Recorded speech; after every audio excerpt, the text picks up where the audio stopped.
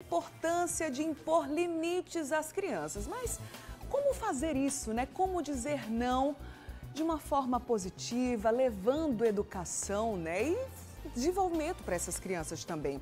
A gente vai conversar com Maia via chamada de vídeo. Vamos ver que ela está escutando a gente direitinho agora. Bom dia, Maia. Você me ouve bem agora? Oi, Bruna. Te ouço bem. Você me ouve bem também? Tudo bem também. Seja bem-vinda, Paraíba.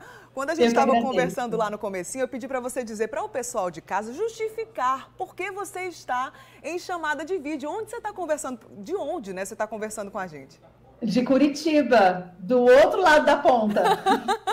Pois muito bem. Receba o calor da nossa Paraíba por aí. Obrigada. E vamos conversar sobre isso, né? Agora já avisando para o pessoal de casa que para o nosso papo de quinta ficar completo, só com a sua participação, né? Então vai mandando sua mensagem para o WhatsApp do Mulher Demais, é o 991050400. A intenção aqui, Maia, é falar sobre a importância de impor limites. Impor limites e dizer não é a mesma coisa? Explica pra gente. A gente tem um receio com a palavra não, às vezes, né? Até porque sempre rolam alguns mitos, até pela internet, pelas notícias, de que a criança não consiga ouvir a palavra não. E na educação positiva, que é uma forma de se educar sem violência e com respeito pela criança, nós nunca dizemos, por exemplo, que não se pode usar a palavra não. Na verdade, é muito mais sobre como nós adultos temos dificuldade quando falamos não para a criança e a criança resiste. Então, não é nem tanto sobre falar não para a criança, porque a gente vai precisar falar não às vezes, nós somos os guardiões das crianças, precisamos protegê-las, principalmente de situações de perigo, com elas mesmas, em outras circunstâncias. Nós precisamos proteger as nossas crianças, sim, e o nosso não, muitas vezes, virá desse lugar protetivo. Agora, o que nós precisamos melhorar, Bruna, nós adultos, é o tanto que nós ficamos abalados, frustrados, bravos, quando a criança tem dificuldade em entender o nosso não.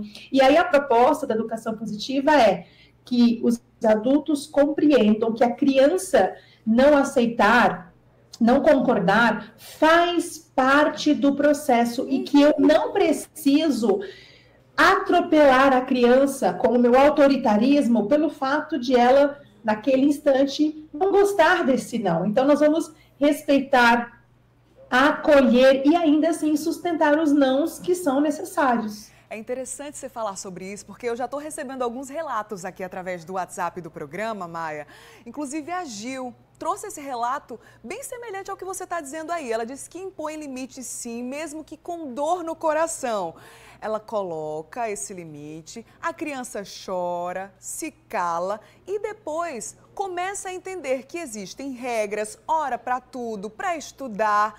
É o certo a fazer isso, Maia? Entender que a criança nem sempre vai acolher aquele não da maneira como a gente imagina, mas que vai levar um tempo e ela vai aprender com isso?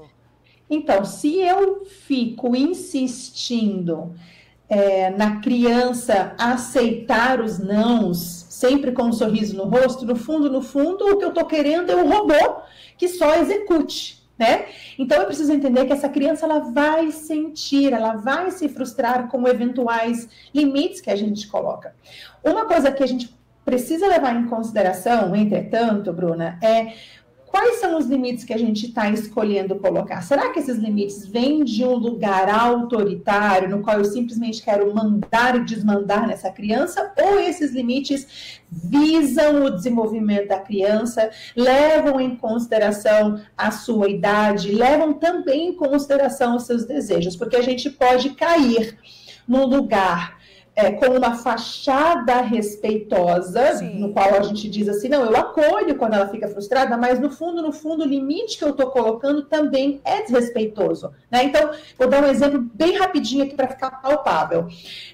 Não faz sentido, por exemplo, eu colocar uma criança, eu exigir que uma criança de 3 anos consiga se acalmar sozinha e falar para ela, por exemplo, não é para você chorar, respira, se acalma, porque ela não tem ainda a maturidade neurológica para conseguir se regular sozinha. Então, os limites, sim, fazem parte da parentalidade, né, do maternar, do paternar, do educar, mas eu como adulta preciso também levar em consideração esse ser humaninho, esse filhote de humano que está na minha frente, para eu não colocar limites que sejam descabidos também para essa criança e para a idade na qual ela se encontra. Sem dúvida, Maia. Chegou mais um relato interessante aqui no nosso Zap da Vanessa.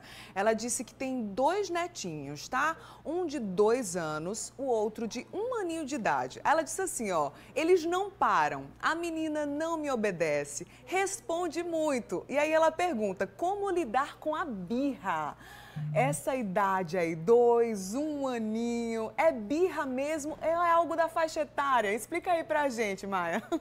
São dúvidas muito legítimas que essa vovó está compartilhando e eu quero avisar que eles não pararem quietos com essa idade é mais do que esperado. E eu não estou falando que isso não possa ser cansativo para nós adultos, né? Porque nós nos cansamos, nós não estamos naquele mesmo pico de energia igual as crianças pequenas estão, mas é muito importante que nós entendamos que faz parte do desenvolvimento nesta idade. E aí ela fala assim, mas essa minha netinha de 2 anos sempre responde a tudo. E aí eu quero trazer uma outra perspectiva para isso, que nós sempre queremos que os nossos filhos, nossos netos se tornem adultos que saibam argumentar, que saibam se posicionar, mas enquanto forem crianças, que fiquem calados e obedeçam apenas. Então, veja, essa conta não fecha. Se nós queremos esses adultos que saibam fazer isso, que saibam ser resilientes, que saibam se posicionar, a gente vai precisar, sim, mediar essa força argumentativa das crianças. E, às vezes, sim, pode ser cansativo para nós, mas a educação é um trabalho a longo prazo. E em relação às birras, também é esperado que elas se apresentem com uma intensidade maior por volta dos 2 anos, e isso é biologicamente pré-determinado. E aí a gente vai precisar ter uma dose extra de paciência e respeitar esse momento de desenvolvimento da criança. Agora, uma coisa que eu posso também dizer quanto mais segurança uma criança sente em seu vínculo com os adultos que cuidam dela, menos intensas serão as birras, menos duradouras e menos frequentes. Então, tá aí um ponto importante para os adultos levarem em consideração.